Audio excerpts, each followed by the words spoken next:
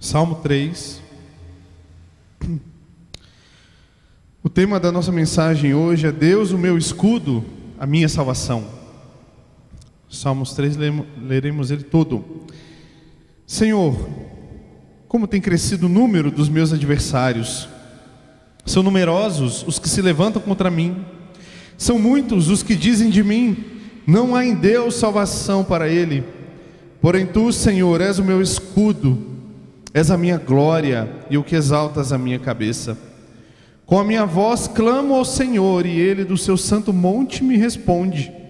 Deito-me e pego no sono, acordo, porque o Senhor me sustenta. Não tenho medo de milhares do povo que tomam posição contra mim de todos os lados.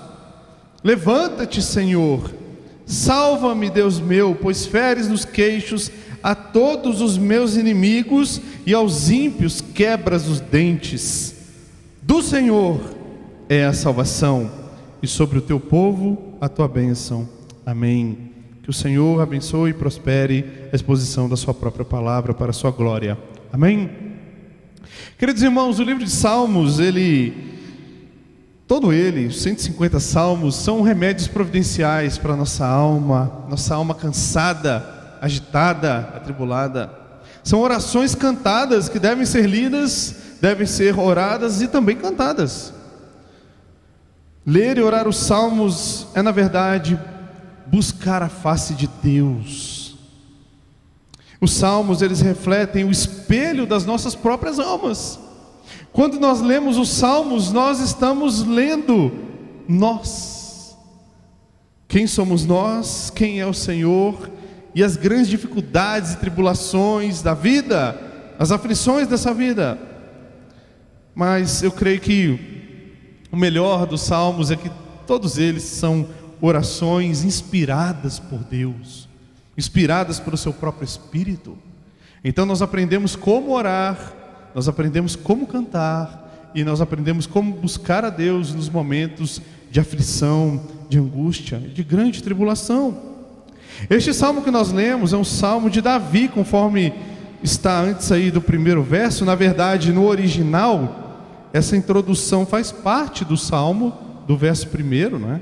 Salmo de Davi, quando fugia de Absalão, seu filho. E tudo isso está acontecendo na vida de Davi, né? O seu filho, na verdade, quer matá-lo. Absalão quer tomar o trono de Davi. E por que isso acontece? Por causa das consequências do pecado de Davi com Batseba. Nós sabemos que Davi, para ter Batseba para si, ele mata o seu amigo de confiança, Urias. Não apenas Urias, mas com certeza mais dos seus homens morreram naquela batalha.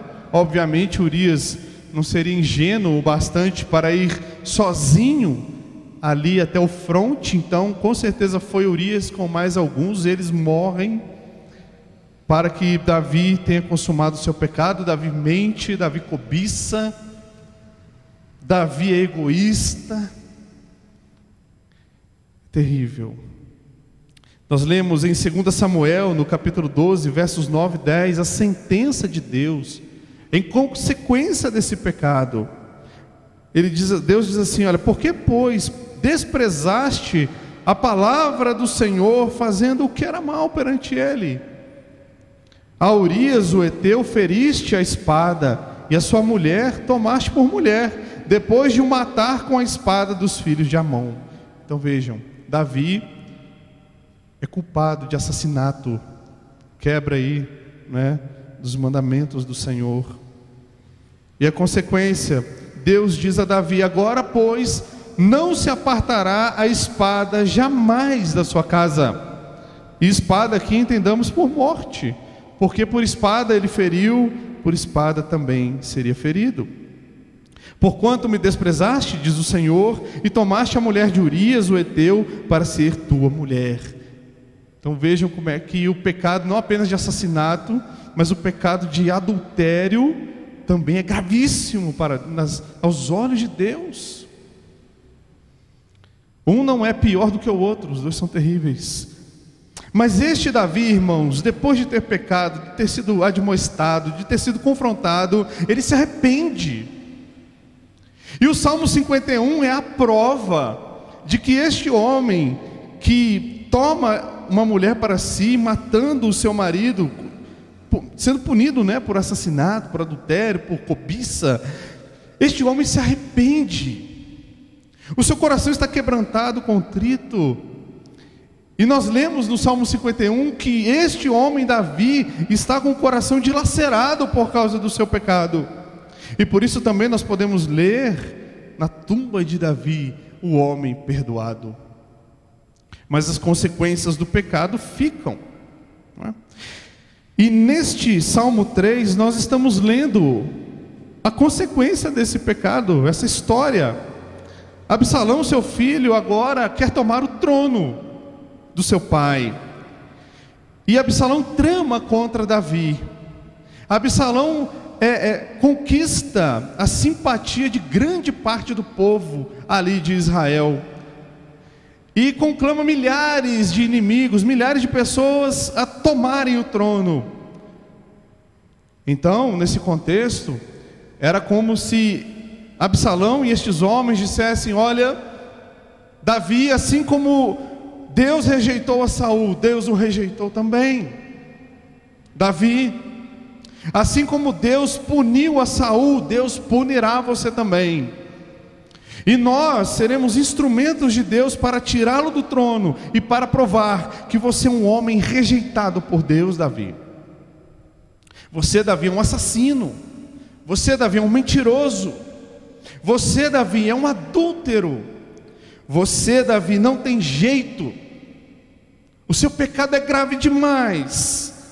Deus o rejeitou. E por isso nós agora, em nome de Deus, entre aspas, assumiremos o trono de Israel e governaremos essa nação como deve ser governada em nome de Deus. Então vocês imaginem, irmãos, o coração de Davi como não estava. O próprio filho o traindo, buscando a sua vida para o matar. Milhares do povo o acusando, o perseguindo para tomar o trono. Então nós lemos no verso 1: Senhor, como tem crescido o número dos meus adversários, são numerosos os que se levantam contra mim. E se levantam contra Davi com essas acusações. Davi, você não é digno de estar sentado nesse trono. Você é um traidor. Você perdeu a unção de Deus, Davi. Você é um homem que deve ser morto por causa dos seus pecados. Queridos irmãos, quantas vezes isso também não acontece conosco? Quando os nossos inimigos, principalmente espirituais, nos dizem: olha, para você não tem mais jeito. Você já tentou isso tantas e tantas vezes. Você é um fracassado, um derrotado. Você, mulher, é uma péssima mãe. Você não sabe cuidar e educar dos seus filhos. Você tentou tantas vezes passar numa prova e não consegue. Você é limitado na sua inteligência. Você não tem capacidade. Você não vai conseguir. São estes inimigos, irmãos, que se levantam contra nós, nos acusando. Veja o verso 2: são muitos os que dizem de mim, não há em Deus salvação para ele. Era o que os inimigos de Davi estavam dizendo. Davi, você não tem mais jeito. Não há em Deus salvação para você, Davi. Você, homem, você já passou por diversos relacionamentos. Você não se dá bem com ninguém. Você é um fracassado. Você é um derrotado. Você nunca vai ser feliz na área conjugal. Seus filhos são problemáticos mesmo, e a culpa é sua. Você vai sofrer porque você terá filhos que trarão desonra ao nome da sua família e a você, e a sua esposa ou seu marido. Você não vai conseguir vencer na sua vida Nem Deus olha mais para você, não há perdão para você, Deus te abandonou, Deus te esqueceu. Irmãos, estas vozes estavam na mente e no coração de Davi. Davi sendo atordoado por esse tipo de pensamento. E aqui eu fico pensando, irmão, será que Davi, mesmo sendo um guerreiro, um homem forte e valente, nesse momento, será que ele estava de cabeça erguida? Será que Davi estava pronto a responder de igual modo aos seus inimigos? E a Bíblia, as Escrituras nos mostram que não. Davi estava destruído, Davi estava arruinado, triste, Davi estava angustiado, Davi estava sem esperança, Davi estava magoado, coração dilacerado. Nós lemos aqui o Salmo 38, e se você puder, nós lemos na abertura do culto, gostaria de ler algumas partes que mostram um pouco como estava o coração de Davi. Ele estava sentindo o peso do seu pecado sobre ele. Não me repreenda, Senhor, na tua ira, verso 1 do Salmo 38. Nem me castigues no teu furor. Olha a linguagem do Salmo. Cravam-se em mim as tuas setas, e a tua mão recai sobre mim. Não há parte sã na minha carne por causa da tua indignação, não há saúde nos meus ossos por causa do meu pecado. Olha o verso 6: sinto-me encurvado e sobremodo abatido, ando de luto o dia todo. Olha o verso 7 do Salmo 38: ardem-me os lombos e não há parte sã na minha carne, estou aflito e muito quebrantado, dou gemidos. Irmãos, Davi estava gemendo de angústia, desespero. Não sei se você já sentiu algo desse tipo, mas irmãos, tem dores da alma que são piores que as dores do nosso corpo mesmo. E Davi aqui está expressando a dor da sua alma, pior do que uma dor no corpo. Ele estava machucado, doendo, gemendo por causa das suas dificuldades e por causa das suas tribulações, por causa das consequências do seu pecado. E nós lemos no Salmo 3, o paralelo aos versos 1 e 2 é o verso 7 e 8. Então, da mesma forma que Davi ora e diz: Senhor, como são numerosos os meus inimigos, são numerosos aqueles que se levantam contra mim, no verso 7 ele diz: levanta-te, Senhor. Que esperança incrível, irmãos. De um lado os inimigos se levantando, julgando ele, querendo tomar o trono, matá-lo, lançando sobre ele acusações. E Davi ora no verso 7: levanta-te, Senhor, da mesma forma. Os meus inimigos se levantaram contra mim, mas Senhor, levanta-te a meu favor. Salva-me, Deus meu. E aqui ele diz: olha, pois feres nos queixos a todos os meus inimigos, e aos ímpios quebras os dentes. Estes ímpios dos versos 1 e 2, que estão lançando contra ele falsas acusações, mentiras, calúnias. Davi ora para Deus calar os lábios deles. Essa linguagem de ferir no queixo, quebrar os dentes, é como se querendo dizer: Senhor, cale a boca dos meus inimigos. Senhor, que essas falsas acusações, que essas mentiras, que esse engano parem, Senhor. E o verso 8 ele vai dizer: porque do Senhor é a salvação, e sobre o seu povo a sua bênção. Olha como o verso 8 ele é paralelo ao verso 2. Porque os inimigos de Davi estavam dizendo: não há em Deus salvação para ele. Mas no verso 8 ele vai dizer: do Senhor é a salvação. Olha o contraponto. E é interessante que quando nós lemos, por exemplo, o Salmo 1 e o Salmo 2, esses mesmos ímpios são também ditos por Davi nesses salmos. No Salmo 1, esses ímpios são aqueles que, como a palha, o vento dispersa, no Salmo 1, verso 4. No Salmo 2, são estes ímpios, agora representados pelos governantes, que se levantam e que se enfurecem contra o ungido do Senhor. Os reis da terra se levantam, os príncipes conspiram contra o Senhor e contra o seu ungido. Então Davi deposita toda a sua confiança no Senhor. Os ímpios dizem: não há salvação para ele, a sua vida não tem mais jeito, você está destruído, você está acabado. Mas Davi ora: do Senhor é a salvação. A salvação pertence a Deus, e sobre o seu povo a sua bênção. Então, irmãos, o primeiro ponto é exatamente este: que Davi, ele se refugia em Deus, que é a sua salvação. E muitas vezes as pessoas vão dizer para você e para mim: não há em Deus salvação para você, sua vida não tem mais jeito. Todas as vezes que você se levanta e se propõe a fazer algo, alguma coisa dá errada.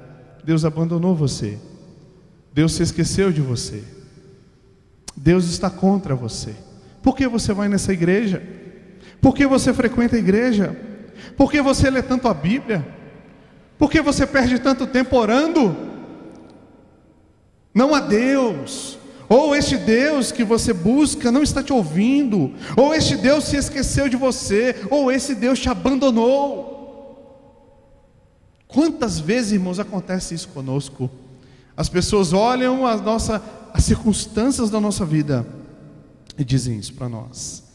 Irmãos, eu tenho certeza absoluta que Davi, ele está tão angustiado aqui, a sua alma está tão atribulada, a sua alma está tão quebrada, que com certeza veio uma voz dizendo assim: desista, tire a sua vida, acabe com tudo, encerre este sofrimento. Por que continuar sofrendo desse jeito? Mas Davi, ele recorre a Deus, ele recorre ao Senhor. Ele pede que o Senhor se levante na sua vida, porque ele diz: o Senhor, do Senhor é a salvação. O que ele está querendo dizer é: o Senhor é a minha salvação, o Senhor é a minha esperança. Então, quando nós lemos o verso 3, esse verso 3 aqui vai ser paralelo ao verso 6 do Salmo. Porém tu, Senhor, és o meu escudo. Veja, os inimigos se levantam contra Davi, os inimigos perseguem Davi, e no verso 3 ele diz: porém tu, Senhor, és o meu escudo, és a minha glória e o que exaltas a minha cabeça. E por isso ele diz no verso 6: não tenho medo de milhares do povo que tomam posição contra mim de todos os lados. Davi vai dizer: não tenho medo desses milhares que me cercam, desses milhares que querem ver o meu fim, querem ver a minha derrota, querem ver o meu fracasso. Eu não temo estes milhares, porque Deus é o meu escudo. Então este é o segundo ponto. Deus é a salvação de Davi, Deus é a nossa salvação. Deus é o escudo, a proteção de Davi. Deus é o nosso escudo. Nós vemos aqui, meus irmãos, que no meio dessa angústia toda, este salmo composto em meio a lágrimas de angústia, Davi está dizendo: Deus é a minha salvação, Deus é o meu escudo. Irmãos, se Davi se entrega ao desespero, se Davi se entrega à depressão, se Davi se entrega à angústia, com certeza ele teria tirado a sua vida, ou com certeza em uma batalha qualquer ele teria entregue a sua vida para que pudesse ter fim o seu sofrimento. Mas ele não faz isso. Ele confia no Senhor, ele eleva os seus olhos para Deus, acima das circunstâncias. Deus é o meu escudo. Nós lemos em 2 Samuel 15:30, quando Davi está fugindo, Absalão, nós lemos o relato dessa história. Parece aqui, será que Davi está de peito aberto, cabeça erguida, a sua autoestima está lá em cima, está motivado, né? Ele assistiu algum pregador motivacional, então ele está dizendo: eu sou vencedor, eu sou cabeça e não cauda, e agora tudo vai dar certo, não é? Essas mensagens que não servem para nada, senão para te atrapalhar. Nada disso. 2 Samuel 15:30, o texto diz: seguiu Davi pela encosta das oliveiras, subindo e chorando. Ele estava angustiado, irmãos, triste. Sua cabeça estava coberta, diz o texto, e ele caminhava descalço. Veja, um homem quebrantado, arrependido, mas com dores profundas na sua alma. Tinha a cabeça coberta, ou seja, ele estava humilhado. E antes, aquele homem que vestia as melhores roupas no palácio real, esse homem está descalço, andando pelo deserto, subindo e chorando. E todo o povo, porque uma parte do povo vai com Davi, ia com ele de cabeça coberta, subiu chorando. Então, irmãos, o Davi, ele converte o seu desespero em esperança. Em esperança em quê? Esperança nele mesmo, esperança na sua influência pessoal, esperança em reagrupar o exército e ir contra Absalão. Será que Davi aqui está, como eu já disse e repito, motivado, pensando em ir à batalha contra seu próprio filho? Nada disso. Ele está destruído por dentro, sua alma está quebrada. Irmãos, imaginem o seu próprio filho querendo te matar e tomar o seu lugar. Não é um estranho, não é alguém que você não conhece, é alguém tão próximo a você, é alguém que você pegou no colo, ajudou a cuidar, ajudou a alimentar, você o educou, e agora este homem agora quer matar você. Imagine a dor desse pai, que terrível. Davi está profundamente angustiado. E o que ele faz nesse momento de dor, de angústia, de depressão, de sofrimento? Ele recorre às promessas de Deus. Ele se lembra das promessas da aliança de Deus. Davi não olha para ele mesmo, simplesmente ele não olha para os seus próprios pecados e diz: olha, realmente, eu sou isso tudo mesmo, eu sou assassino, eu sou um adúltero, eu sou um mentiroso, eu sou um cobiçador, egoísta, miserável, e eu mereço morrer. É verdade, ele merecia, mas ele não faz isso. Ele recorre às promessas de Deus da aliança. Ele diz: é verdade, Deus, eu sou um grande e um miserável pecador, mas o Senhor é um grande, glorioso Salvador, perdoador. Vejam que Davi chama o Senhor de escudo. E por que Davi faz isso? Porque Davi está evocando sobre a sua vida a aliança de Deus com Abrão, ou Abraão. Em Gênesis, no capítulo 14, verso 18 a 20, quando Abrão se encontra com Melquisedeque, rei de Salém, e o livro de Hebreus vai dizer, né, um rei aí do tipo de Cristo, né? O texto diz em Gênesis 14, 18 a 20, Melquisedeque, rei de Salém, trouxe pão e vinho, era sacerdote do Deus Altíssimo, abençoou ele a Abrão e disse: bendito seja Abrão pelo Deus Altíssimo, que possui os céus e a terra, e bendito seja o Deus Altíssimo, que entregou os teus adversários nas tuas mãos. E no original hebraico bendito seja o Deus Altíssimo, que fez escudo contra os teus adversários. Melquisedeque abençoa Abraão, dizendo: Abraão, Deus é o teu escudo, Abraão, que o livra dos seus adversários. E quando nós lemos Gênesis capítulo 15, logo depois, verso 1, a palavra de Deus diz que o próprio Deus fala com Abraão. Depois destes acontecimentos, veio a palavra do Senhor a Abrão numa visão e disse: não temas, Abrão, eu sou o teu escudo. Então vejam que Davi aqui, irmãos, o que ele está fazendo? Davi está orando pela aliança, pela promessa do pacto. Senhor, eu me agarro não na minha capacidade, não no meu reinado, na minha coroa, na minha influência, no meu poder. Eu me agarro nas tuas promessas, Senhor, na tua palavra. O Senhor prometeu, e o Senhor não é homem para que minta, e nem filho do homem para que se arrependa. Eu confio nas tuas promessas e confio na tua palavra. Então Davi se agarra às promessas de Deus, às promessas da aliança, e diz: tu, Senhor, és o meu escudo, és a minha glória e o que exaltas a minha cabeça. Agora, interessante que geralmente quando nós vamos à guerra, nós não vamos à guerra, né? Mas quando nós vemos filmes e documentários e lemos histórias, quando os homens iam à guerra com a espada e o escudo, quando eles estavam empunhando o escudo para se defender de um golpe, qual que era o movimento natural, irmãos? O escudo é levantado e a cabeça é abaixada, sim ou não? Você quer se defender, você quer se proteger. Então você levanta o escudo e abaixa a cabeça, e a espada bate no escudo.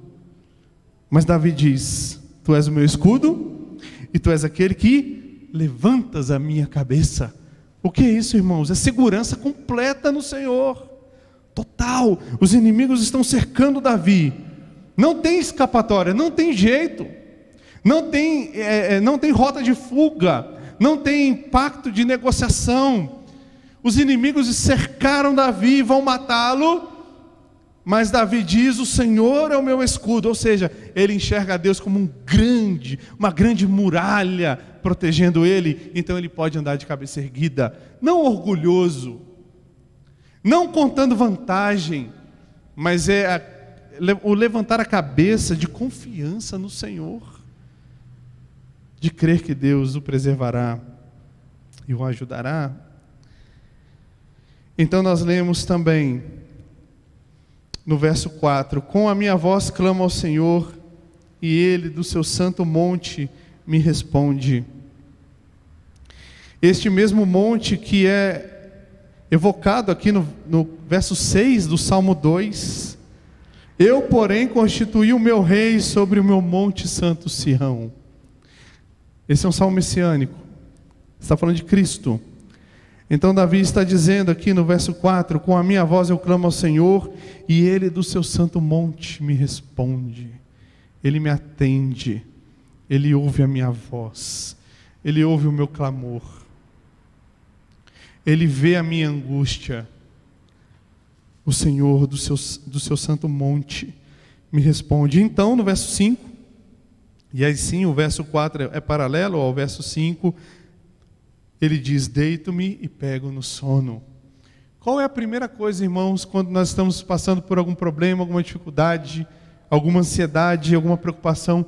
A primeira coisa que nós perdemos é a paz, não é? É a paz interior. Nós ficamos ansiosos, com medo, e nós perdemos naturalmente o sono. Por quê? Porque estamos com medo, estamos preocupados. Não é? Ficamos pensando ali como vamos resolver aquela situação, aquele problema. Aquelas vozes que nós ouvimos de ofensas contra nós vão ecoando na nossa cabeça e a gente não consegue dormir. Muitas pessoas, milhares de pessoas hoje no mundo, no Brasil, né? Eu vou falar do Brasil, mas é no mundo. Milhares e milhares de pessoas têm que tomar remédio para dormir. Não conseguem dormir porque a mente não para. É problema, é dificuldade, é meta que tem que bater, é algum compromisso assumido, e é não sei o que, e fica aquilo ali na cabeça. E às vezes as ofensas também que as pessoas lançaram, as traições, o beijo da traição, não é? Fica tudo ali na cabeça da pessoa, e a pessoa não dorme, tem que tomar remédio para apagar. A pessoa não vive. Mas Davi diz que porque Deus é a sua salvação, e porque Deus é o seu escudo, mesmo que os inimigos estão cercando Davi, E ele está com a alma, gente, voltando, isso é sempre importante falar, a alma de Davi está destruída aqui, está quebrada. Ele está chorando, ele está quase que numa depressão aqui. Ele diz: eu deito e pego no sono, porque eu confio no Senhor. Ele é o meu escudo, é Deus quem me sustenta, Ele é a minha glória. Como é que pode, irmãos, um negócio desse? Será que Davi era mais especial do que a gente? Será que Davi era um homem com um patamar espiritual melhor do que o nosso? É óbvio que não. E se esse texto está aqui na Bíblia, é porque ele é para mim e ele é para você. É porque as promessas pactuais que Davi diz: olha, o Senhor é o nosso escudo, é o escudo do seu povo, o povo da sua aliança. O Senhor é a nossa salvação. É porque esse texto é para nós também. E esse Deus que responde à oração de Davi é o Deus que responde à nossa oração. Esse Deus que vê as lágrimas de angústia de Davi e que vê a sua alma destruída, é o Deus que vê também a nossa alma angustiada. É o Deus que vê também as nossas lágrimas. Mas esse Deus é o nosso escudo, Ele é a nossa salvação. O Salmo 35, que também é um salmo que vai falar sobre isso. Davi também está orando, dizendo: contende, Senhor, com os que contendem comigo, peleja contra os que contra mim pelejam. Olha interessante o Salmo 35. Davi está dizendo: olha, embraça o escudo e o broquel e ergue-te em meu auxílio. Veja, como sempre Davi tem nos lábios essa promessa da aliança, essa promessa pactual, vamos dizer assim. E é óbvio que aqui Davi deposita toda a sua confiança no Deus que é a sua salvação. Para encerrar, irmãos, muitas pessoas dizem, né, erroneamente, Cristo não está nos Salmos. Né? Como é que eu vou orar um salmo se Jesus não está ali? Mas nós sabemos pela Escritura que o nome de Jesus, do grego, Jesus, né? Jesus. O nome dele, indo para o hebraico, seria Yeshua. Mas esse Yeshua tem a mesma raiz do nome Josué, é Yoshua. Então, a pronúncia não importa muito, mas o significado importa demais. Importa demais. Você sabe por quê? Porque o nome Josué, que tem a mesma raiz do nome Oséias, quer dizer: Deus é a salvação. De Deus vem a salvação. Do Senhor é a salvação. Enfim. Então o que eu quero mostrar para vocês aqui, para que nós tenhamos confiança, é que quando Davi ora aqui no verso 8, do Senhor é a salvação, ele está depositando a sua confiança em Jesus Cristo, ungido de Deus. Ou seja, do Senhor é a salvação. Ele está evocando o significado do nome Jesus. Então Cristo está no Salmo, Cristo está nos lábios de Davi. Por quê? Porque Cristo estava no seu coração, Jesus estava com ele.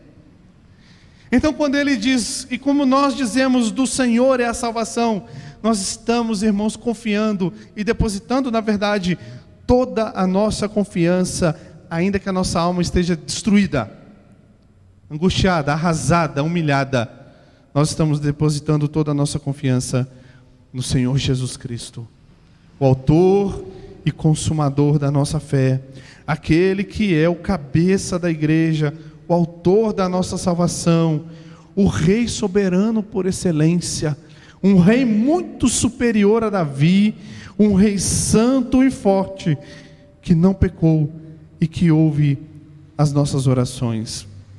Então eu gostaria de concluir trazendo algumas aplicações. A primeira é: coloque, você, eu, nós devemos colocar as nossas angústias e aflições diante de Deus, como Davi fez. Naquela época, nesse momento aqui, não existia psicólogo, psiquiatra, psicoterapeuta, né? Nada contra. Se a pessoa precisa de um tratamento, ela deve ir, deve fazer, deve frequentar. Mas, irmãos, vou contar um segredo aqui. Existe um terapeuta que é o terapeuta dos terapeutas. E a consulta dele é de graça. Dobra teu joelho. E joga todo esse lamaçal que está dentro de você diante de Deus. E o melhor, além de ser de graça, a consulta dele não tem hora marcada. Você pode ficar 10 horas ali direto falando com ele. Ele não vai embora, ele não vai ficar cansado, ele vai ficar te escutando. Irmãos, nós precisamos fazer como Davi, colocar para fora. Muitas pessoas estão doentes, sabe por quê? Porque não põe para fora. E às vezes vai desabafar com outra pessoa. Tudo bem, nada contra também, o bom conselho também é importante. Mas às vezes a outra pessoa é pecadora também. E às vezes a outra pessoa também está precisando desabafar. E você vai e joga a sua carga sobre ela, esperando um conselho, e não vem. Mas, irmãos, uma coisa eu afirmo com toda certeza, absoluta certeza: se você lançar sobre Deus a sua ansiedade, o seu problema, a sua angústia, a sua depressão, Ele vai te responder.